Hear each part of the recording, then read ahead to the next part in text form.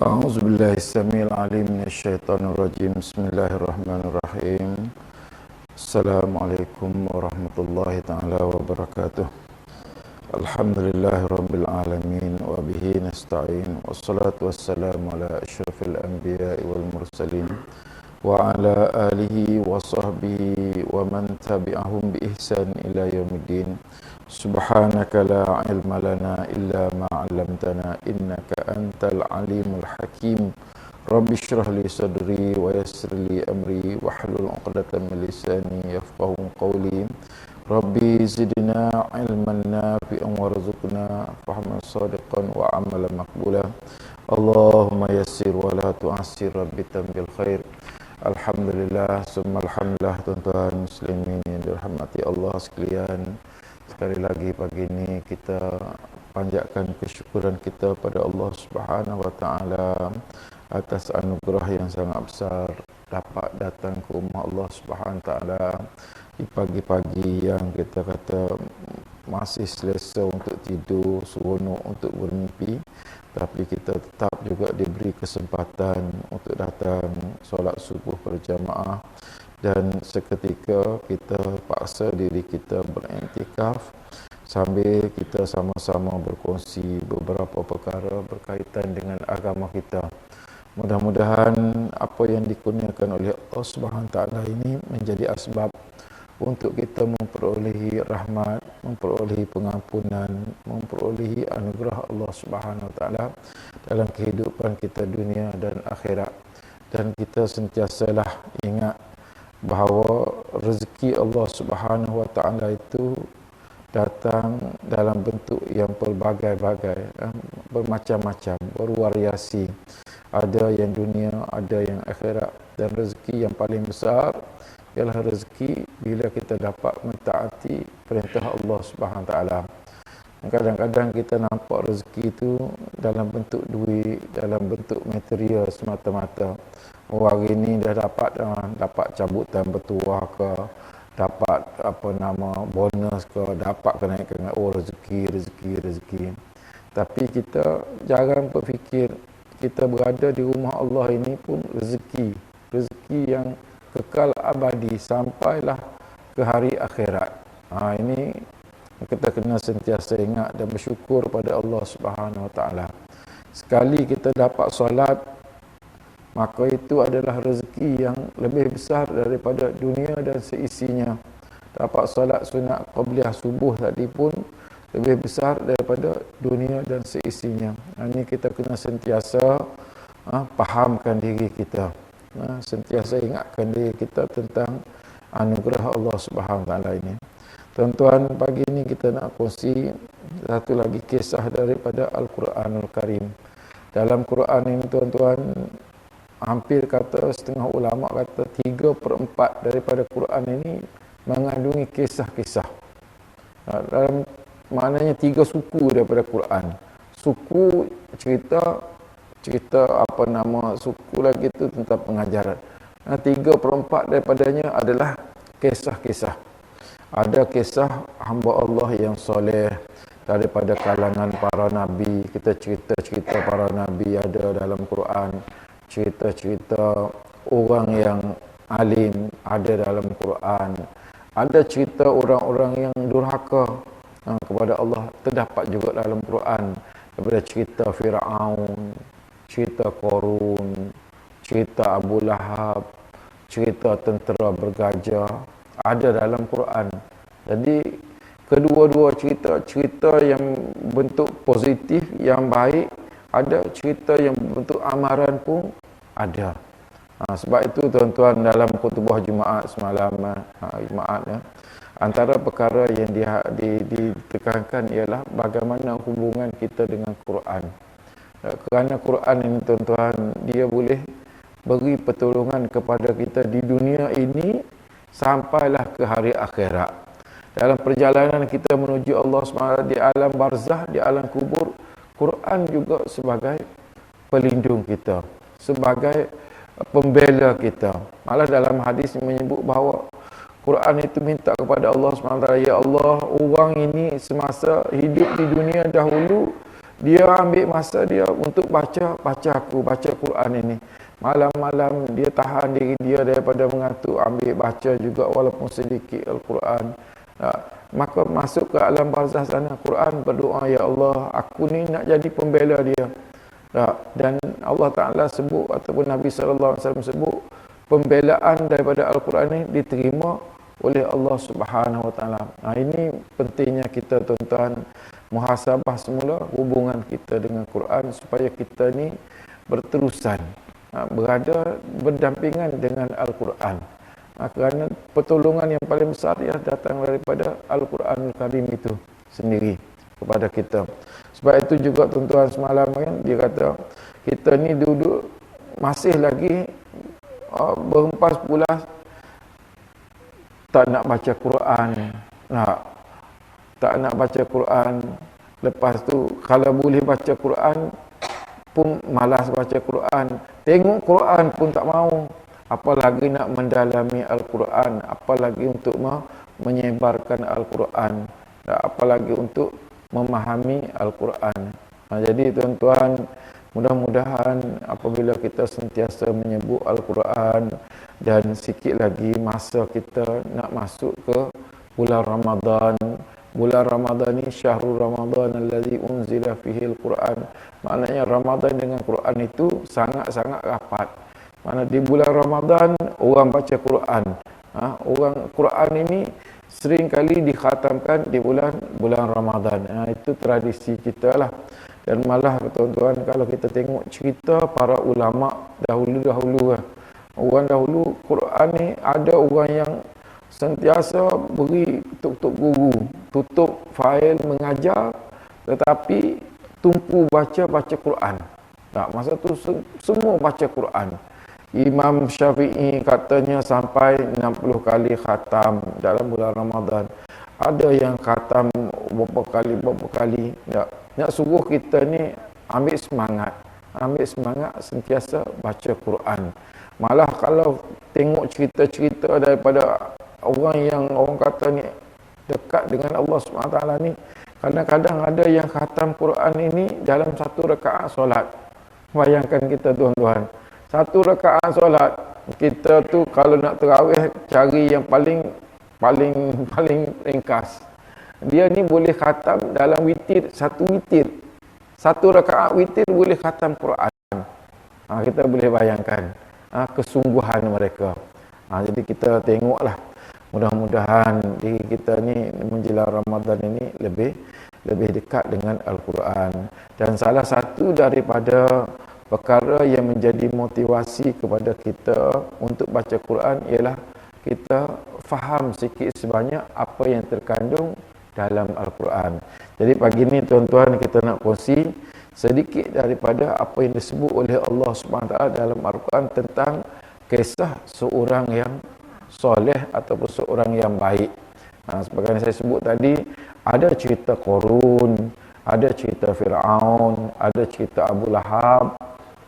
Tapi ada cerita Nabi, kita pernah dengar cerita Nabi Nuh, saya dah pernah cerita tentang Nabi Yusuf, saya pernah cerita tentang Nabi Musa, saya pernah cerita tentang beberapa orang lagi. Tapi pagi ini kita cerita salah satu daripada orang yang disebut oleh Allah SWT dalam Al-Quran ialah Luqman Al-Hakim. Luqman itu nama dia, Al-Hakim itu maknanya gelaran dia, bijaksana. Kita orang Melayu ni selalu ada nama, sebut nama Al-Hakim, Hakim, Luqman. Hakim ini maknanya bijaksana. Dia dalam bahasa Arab, tuan-tuan, dia ada hakim. Hakim tu seorang yang sangat bijak. Hakim. Tapi kalau dia hakim, innallaha alimun hakim. Kalau dia hakim panjang itu dia panggil sirah mubalaghah. Maknanya bijaksana. Allah SWT ini sentiasa bijak. Berterusan. Bijak ni tak ada batas. Bijak. Kalau hakim ni sekali dia bijak, mungkin tempat lain kadang-kadang tak bijak. Tapi hakim ni maknanya mubalaghah, meliputi semua. Jadi salah seorang daripada hamba Allah yang disebut oleh Allah SWT dalam Quran, Luqman. Dan dia ada nama surah lagi, surah Luqman. Sebelum surah Sejadah, ada satu surah namanya surah Luqman. Saya nak ambil sedikit saja ni.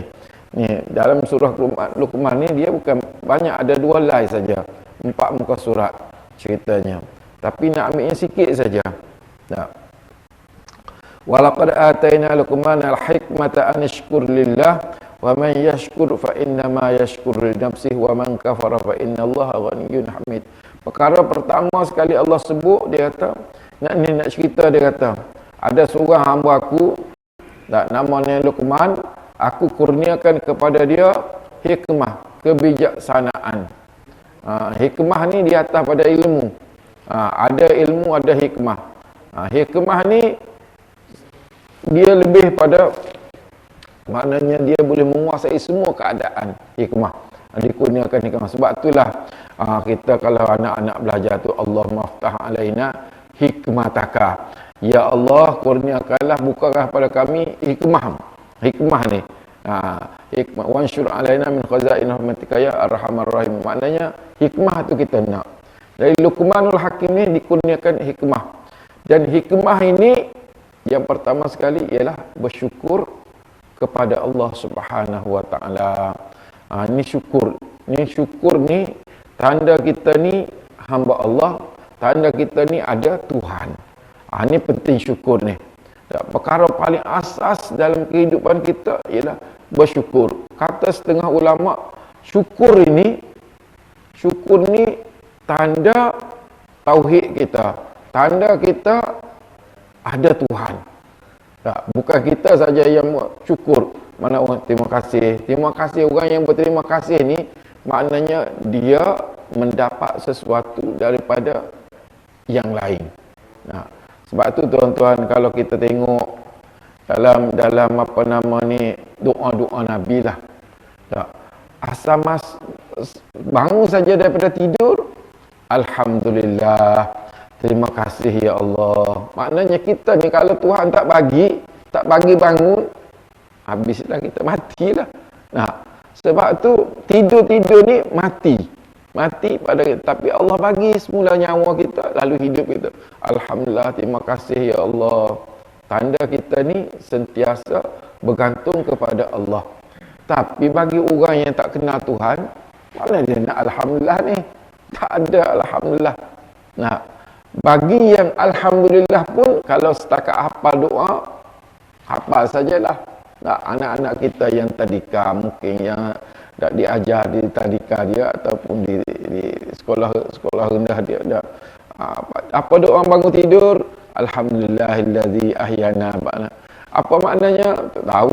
Tak tahu. Tapi kita ni tak boleh gitu dah. Kita kena berubah. Kita kena up sikit. Alhamdulillahillazi ahyana ba'da ma amatana wa ilaihin nusyur. Apa dia? Kita faham. Ya Allah, kalau malam tadi lah, kalau Allah pegang nyawa, matilah aku. Tapi Allah hantar nyawa semula. Ya Allah, terima kasih lah ya Allah. Terima kasih. Terima kasih kerana beri semula. Dan orang yang terima kasih ni ialah orang yang menggunakan nyawa ini, menggunakan kehidupan ini untuk jadi lebih baik, untuk mentaati perintah Allah SWT. Kalau kita bagi duit pada anak kita, anak kita pun kata terima kasih Pak, dah bagi duit RM10. Tapi kita bagi duit tu suruh dia pergi sekolah, belanja, makan ke apa, beli sesuatu yang berfaedah. Tapi tiba-tiba cikgu telefon, ni Ustaz, anak Ustaz ni ada sikum dalam beg. Kita dah, Allah, aku bagi duit tadi kau bagi. Jadi tidak ngam. Tadi terima kasih Pak, terima kasih. Rupanya ada sebabnya. Terima kasih tu dah janji dengan kawan dia ni. Lepas kita tak payah pergi sekolah, pergi sekolah beli cikgu. Bayangkan keadaan kita macam mana. Kalau cikgu telefon, anak pakcik ni gini-gini. Allahu Akbar. Begitu juga kita tuan-tuan. Allah Ta'ala bagi kita kehidupan, bagi kita penglihatan, bagi kita pendengaran, bagi kita lidah yang dapat bercakap, bagi kita tangan yang dapat bergerak, bagi kita kaki yang dapat berjalan. Tiba-tiba kita gunakan segala nikmat ini kepada benda yang tak baik. Bayangkan keadaan kalau kita lah duduk di tempat Allah SWT itu. Tak tengok, ya Allah, hamba kata, ya Allah, hamba ku ni. Nah, pernah suatu ketika dikatakan bahawa Nabi Ibrahim kah, Nabi apa? Dia minta supaya dihancurkan musuh-musuh orang yang durhaka kepada Allah SWT. Allah yang durhaka ni. Tak, kerana Allah Ta'ala, lalu Allah SWT uji dia dengan disuruh menyembelih anaknya. Kan kita dengar cerita Nabi Ibrahim menyembelih anaknya Ismail itu. Tak. Nabi Ibrahim ni lantaran anak ni nak kena sembelih. Ya Allah, ini anak aku ni kena sembelih ke? Tu nak uji. Ya. Engkau sayang kepada anak engkau. Tak, Ismail ni kau sayang kepada anak kau untuk disembelih. Tapi kerana perintah Allah sembelih juga. Tapi ya Allah, ini anak aku ya Allah. Nabi Nuh sayang bila Allah SWT tenggelamkan anaknya dalam laut. Ya Allah, itu anak aku ya Allah. Sayang. Apakah kalau kau yang hamba-hamba Allah yang jahat-jahat itu, doa ya Allah, hancurkanlah mereka ya Allah. Tapi Allah tak hancurkan juga. Allah Ta'ala biarkan. Bila Nabi Ibrahim tanya, komplain lah kalau kita dalam bahasa mudah kitanya. Ya Allah, ni anak aku. Yang kau minta aku hancurkan itu manusia-manusia lain tu, yang kau minta supaya kau doakan supaya aku musnahkan mereka tu. Kau tahu tak? Itu hamba aku tu. Aku sayang kepada hamba aku. Allah Ta'ala ni, Tuhan kita ni sayang kepada kita. Walaupun kita tak sembahyang, walaupun kita mencuri, walaupun kita syirik, walaupun kita buat dosa, buat itu, buat ini, tapi Allah Ta'ala tetap juga innallaha ghafurur rahim, innallaha ghafurur rahim. Baiknya Tuhan dengan kita. Malah dalam satu hadis Nabi sebut, kalau kau bertaubat balik kepada Allah, berjalan, Allah datang kepada kita berlari. Maknanya sejengkal kepada Allah, sedepa Allah pergi kepada engkau. Nak cerita Allah ni, asal kita kata, ya Allah, aku nak balik pada Allah. Macam mak dengan anak. Mak dengan anak, lagilah. Orang kata Nabi bagi satu contoh. Ni pada cerita ni. Nabi bagi satu contoh, dia kata dalam satu peperangan. Dalam satu peperangan ni, berperang lah. Kalau Jepun datang sekarang ni, anak tak ke mana, mak tak ke mana, tercabut lah, terpisah lah. Ada seorang dia kata, ibu tunggal yang ada anak seorang. Dan anak itu pun hilang daripada dia. Lepas habis perang tu dia cari mana anak aku mana. Kalau kita datang tsunami lah. Kata datang ni payah kita nak cerita benda lain tsunami. Tiba-tiba anak hanyut ke lain, kita pun ke lain. Tiba dah habis tsunami tu, cari manalah anak aku, mana aku. Cari sana, cari sini, pergi ke layanan. Ada tak jumpa anak saya begini. Pergi ke pantai, pergi, ada tak jumpa anak saya ini. Tak. Nabi kata tiba-tiba ada orang mak. Kak, ni ada anak kakak sini ni. Gembira tak kakak tu? Ibu tunggal tu? Gembira. Sangat-sangat gembira kata sahabat. Bila dia jumpa dengan anak tunggalnya yang kehilangan tadi. Dia jumpa. Nabi kata, Allah Subhanahu Wa Ta'ala Tuhan kita ini, bila mana kita bertaubat, ada hambanya yang bertaubat, maka dia sangat gembira, lebih gembira daripada ibu yang kehilangan anak tadi jumpa balik anak dia. Bayangkan tuan-tuan, bila kita tengok ada sahabat-sahabat kita yang mungkin tak sembahyang, yang mungkin masih duduk lepak lagi, kadang-kadang ada yang mabuk-mabuk, kadang-kadang ada yang pergi ke tempat pergi gini-gini gitu. Kita tengok kita dengan tengok bagaimana tengok Allah Subhanahu Wa Taala. Kita jangan tengok dengan tengoknya musuh Allah Subhanahu Wa Taala. Kalau kita tengok dengan nafsu kita, kita mungkin kata, ni calon-calon ni kakak lah ni. Ni apa tak insah-insah, umur dalam kubur dah panggil, dah ada bila dekat lagi rumah kata dah pergi, kubur kata dah datang lah. Tak, masih lagi duduk mabuk, masih duduk begitu gini. Tak, kalau kita melihat dari sudut musuh Allah SWT, memang kita tak suka.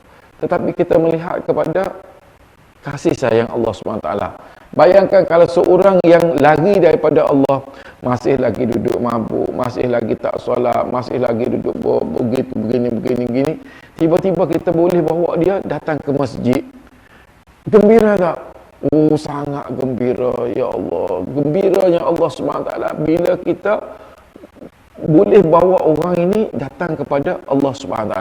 Kita bayangkan tuan-tuan. Nah, kalau ada seorang lah, bos kita ke siapa, tak, tiba-tiba dia tengah cari orang, kita mak kita lah katanya ada yang hilang, ada tak payahlah mak kita hilang duit lah saja, dah simpan duit, hilang duit, cari, tiba-tiba kita kata, mak ni saya jumpa duit mak ni ambil. Gembira tak mak? Gembira sangat kerana jumpa duit dia balik. Allah Subhanahu Wa Taala lebih gembira daripada mak kita yang gembira. Bila mana kita berjaya boleh bawa seseorang kepada Allah Subhanahu Wa Taala. Sebab itulah tuan-tuan, kalau kita tengok usaha-usaha dakwah ataupun kita nak tarik ni daripada keluarga kita sendiri, bawa kepada Allah SWT, daripada rakan-rakan kita bawa kepada Allah SWT. Jangan kita berputus asa. Mungkin di pejabat sama-sama dengan kita atau kawan sini ada yang jenis sembahyang kadang-kadang, jenis Quran pun tak pernah baca, tak tahu. Tapi bila kita boleh ajar sedikit ya, boleh bawa dia sembahyang sekali pun tak apalah.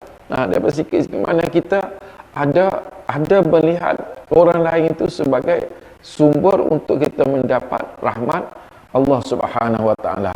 Saya selalu buat perbandingan tuan-tuan, kalau dalam dakwah ini ataupun dalam kerja-kerja kebaikan ini, saya suka tengok orang jual MLM, multi level marketing tu, yang jual direct selling tu kan. Dia boleh tengok, dia kata kalau rumah ni beli, kalau 3 orang ada rumah ni, kalau 3 orang pakai, 3 barang aku boleh jual. Yang rumah ni pula, semua kita ni dijadikan sasaran dia. Dia kata Ustaz Sanusi beli, kalau dia beli, dia ada anak murid, dia pergi kuliah sana, kalau dia boleh promosi, berapa aku dapat tu. Dia fikir, anak otaknya dia sentiasa fikir.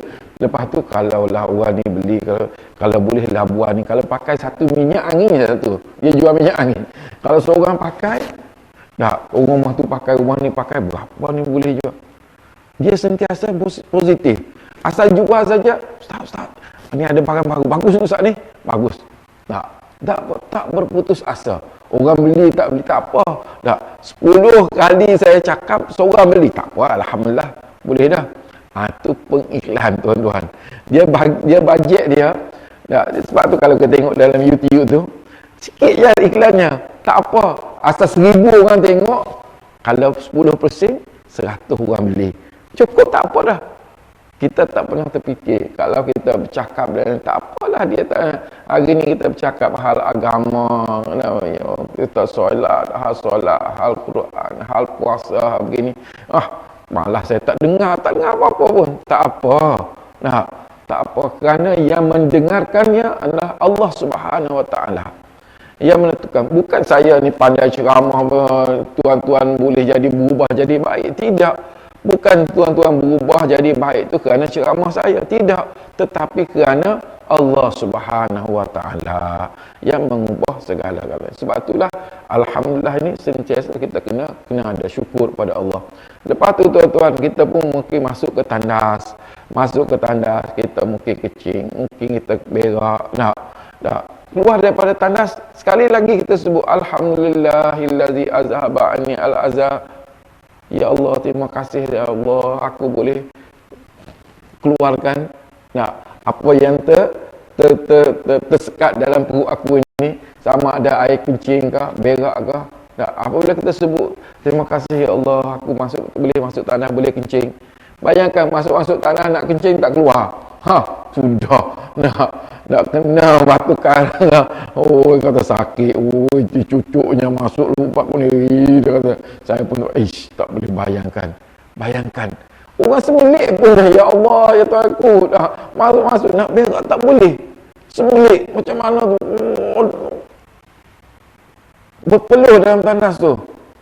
Bayangkan tuan-tuan, bila kita masuk tandas, kita ni yang dapat kencing dengan baik, dapat berak dengan baik, keluar najisnya.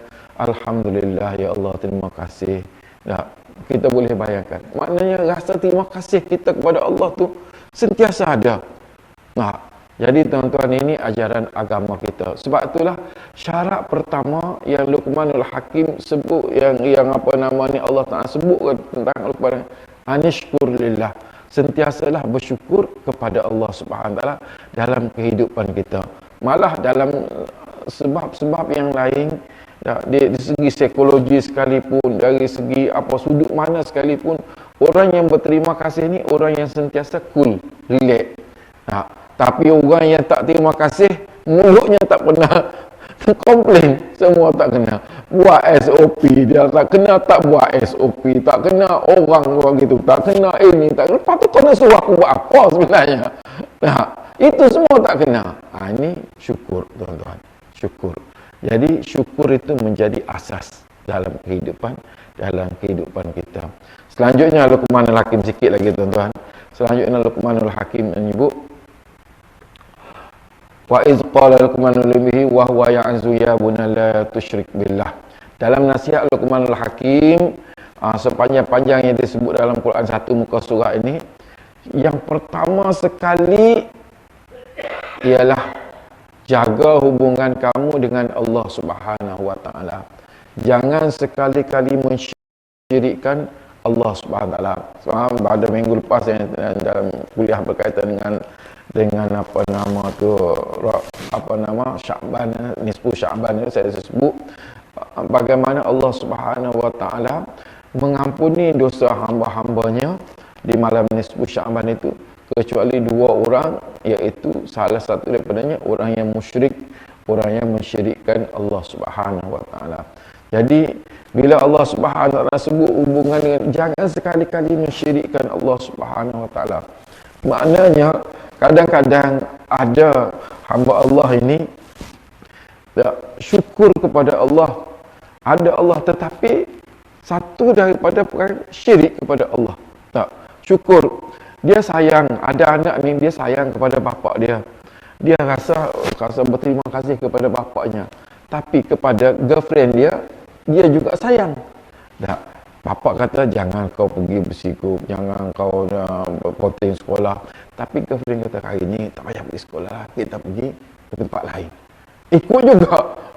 Ikut ya. Tapi bapa macam mana perasaannya kalau kita sebagai bapa? Adik anak aku, keadaan begitu. Jadi Allah Subhanahu Wa Ta'ala ni tuan-tuan, bila mana kita, di saat ada masanya kita bersyukur, tapi kadang-kadang ada masanya kita syirik kepada Allah Subhanahu Wa Ta'ala. Syirik inilah yang menjadi penghalang besar pada kita, kerana dengan sebab syirik ini Allah Subhanahu Wa Ta'ala tidak akan mengampuni dosa-dosa kita. Ini sebut dalam bahasa Melayunya sebut curang dengan Allah Subhanahu Wa Ta'ala. Sebab tu sekali lagi juga tuan-tuan, minta maaf nak sebut, dalam Quran sebut tentang lelaki yang tuduh orang berzina. Tiba-tiba saya ni tengah balik dalam perjalanan ni, tiba-tiba saya tengoklah ada satu kereta, tengok ada perempuan dengan lelaki berzina, sedang berzina dalam kereta. Saya tak boleh beritahu orang, tuduh dia dengan mata saya sendiri, sebab saya seorang. Syaratnya mesti 4 orang baru kita boleh confirm. Tak cari orang kawan 4 orang bawa dia, ni kita tengok sama-sama ni orang ni berzina, baru boleh tuduh, baru boleh masuk dalam mahkamah. Kalau kita seorang tak boleh. Tetapi dalam kes suami isteri, dia tak perlu tunggu 4 orang. Balik-balik ke rumah, tengok-tengok isteri dengan orang lain. Contohnya macam kes ni biasa kalau kita sebut, selalu orang buat perbandingan orang kerja offshore. Bukan semua ni, minta maaf, bukan ni contoh. Kerja offshore ni kan balik bulan sekali ke, balik begitu sekali. Tiba-tiba balik kita tak beritahu. Balik tengok lelaki lain dalam rumah kita. Bagaimana perasaan kita? Dalam Islam kata nak kena cari saksi 4. Mana aku nak cari saksi 4 orang ni aku ni. Isteri aku ni. Maka dalam Islam disebut, dalam Quran disebut, maka bersumpah. Demi Allah, aku betul-betul tengok bini aku memang berzina dengan orang lain. Bini pun kena bersumpah. Maknanya tuan-tuan, dalam jiwa seorang suami, bila isterinya curang, tak perlu tunggu saksi. Kerana kita tak boleh hidup dengan orang yang curang dengan kita. Allah Subhanahu wa taala, saya sebut dulu, inna rabbaka miryar. Tuhan kita lebih cemburu daripada isteri kita yang cemburu, lebih hati kita yang cemburu, isteri kita yang cemburu, lebih cemburu lagi. Jadi syirik ini sangat-sangat dimurkai oleh Allah Subhanahu wa taala.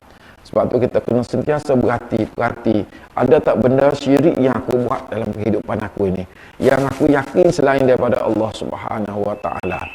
Tu kena cari, kena tengok keadaan kita sendiri, ataupun dalam ibadah kita kepada Allah Subhanahu wa taala. Aku datang masjid ni kerana nak minta orang puji ke, aku ngaji Quran ni ke, laju-laju ni tengok ni suruh orang puji ke, ataupun aku berpuasa ni nak suruh orang puji ke, kerana Allah ada, kerana benda lain. Jangan ada begitu. Yang kedua, Allah Subhanahu wa taala sebut selepas itu, wa wasainal insana biwalidayhi hamalat ummuhu wahnan ala wahnin wa fisaluhu fi amin. Allah Ta'ala kata, selepas kau jaga betul-betul hubungan kau dengan Allah, jangan sekali-kali curang dengan Allah, satukan Allah, kata tauhid dengan Allah. Yang kedua, kau kena tengok dalam keluarga engkau, rumah engkau, ibu bapa engkau. Jaga betul-betul ibu bapa engkau ini. Jangan sekali-kali menyakiti ibu bapa. Dalam apapun keadaan, mesti jaga ibu bapa ni sebaik-baik. Jangan sampai dia sakit hati. Kecuali benda yang bertentangan dengan Allah SWT. Dalam apapun keadaan sekalipun, kita mesti bersikap sebagai anak. Maknanya tidak boleh sekali-kali sama ada perkataan kita atau perbuatan kita yang boleh mengecewakan ataupun menyakiti hati ibu bapa. Ini kita kena jaga betul-betul. Yang ni. Kadang-kadang kita ni tension, marah, mulut tu keluar. Ni apa lagi yang nak orang tua ni? Apa lagi? Kita tak puas hati. Dan memang ibu bapa itu dicipta oleh Allah Subhanahu wa taala dengan kerenahnya, supaya kita dapat bersabar. Kita setiap kali ibu bapa tu buat perangai ke apa ke benda yang boleh menyakiti hati kita, itulah sabarnya. Nak tengok kita sabar ataupun tidak. Kadang-kadang datang daripada lidah kita perkataan-perkataan yang tak sedap didengar oleh ibu bapa. Kadang-kadang daripada perbuatan kita. Ada orang sanggup pergi tinggal ibu bapa tengah jalan. Ada satu orang hamba Allah tu ditinggal di masjid. Baru ni ditinggal di masjid. Anak pujuk-pujuk pergi solat di masjid. Tinggal itu macam tu saja. Habis kata masjid pun cari mana ibu bapa ni. Terpaksalah. Sampai begitu sekali tuan-tuan. Jangan sampai begitu. Malah dalam hati sendiri pun tak boleh. Tak boleh kita curang dengan ibu bapa kita. Dengan apapun sekalipun. Kenapa? Sehingga kalaulah ibu bapa wa in jahadaka an tusyrika bima laysa laka bi. Kalau ibu bapa suruh buat benda yang bertentangan dengan agama. Ada ibu bapa yang suruh anak buat benda yang bertentangan dengan agama, macam kisah Saidina Umar yang pergi menyiasat anaknya, seorang budak disuruh oleh maknya tambah susu dengan air. Mak, budak ni kata tak boleh, mak. Nanti Umar tahu macam mana. Umar mana tahu malam-malam begini. Nak kita dua je ada. Tapi Tuhan Umar tengok, mak. Begitu keadaannya. Tuan-tuan, walaupun dalam keadaan demikian sekalipun, jangan kita taat kepada ibu bapa, tetapi jangan kita menyakiti hati dia. Walaupun dia suruh benda yang tak baik, tetapi dalam keadaan pergaulan kita tetap juga hormati dia sebagai ibu bapa. Kita tak buat, tapi jangan kita, pahala betul ni, gila kamu aku ni, nak gila bapa aku ni, disuruhnya aku supaya jangan semayang, disuruhnya aku semua buka aurat, disuruhnya aku begini. Kau pergi kerja tu lah. Dia pakai skirt sekalipun, walaupun tak kena pakai tu, jangan solat, tak boleh solat mak dia. Pergi kerja, kau dapat duit tu. Mungkin ada begitu keadaannya. Tetapi Allah Ta'ala sebut, walaupun begitu sikap ibu bapa, tetapi bergaullah dengan mereka dengan pergaulan yang baik. Walaupun kita tidak taat dalam perintah bertentangan dengan agama, tetapi sikap kita tetap juga dalam pergaulan yang baik dengan ibu bapa. Sebab itu tuan-tuan, baru ni ada seorang hamba Allah yang memeluk Islam, seorang perempuan memeluk Islam. Bila saya antara nasihat yang dinasihati supaya awak ada ibu bapa, masih ada ibu bapa. Ibu bapa ni kena pesan. Walaupun dia bukan Islam, masuk Islam, kita beritahu dengan ibu bapa, walaupun ibu bapa awak ni belum Islam, tetapi awak jangan putus hubungan dengan ibu bapa. Ini nak ingat, sebab ada setengah-setengahnya bila saja masuk Islam kan, lepas tu terputus dengan ibu bapa. Ataupun mungkin dia dihalau, dihina, dimaki, dipulau, dia apa dah. Maka kita pun entah awak kena halal, tak payahlah lagi duduk rumah. Duduk rumah saya dah, tak payahlah begini, tak payah telefon lagi tak. Tidak, dalam agama kita, walau apapun keadaan sekalipun, anak ini tetap juga mesti kena tanya kabar ibu bapa. Walaupun dia tidak Islam, layan dia dengan layanan yang baik. Mungkin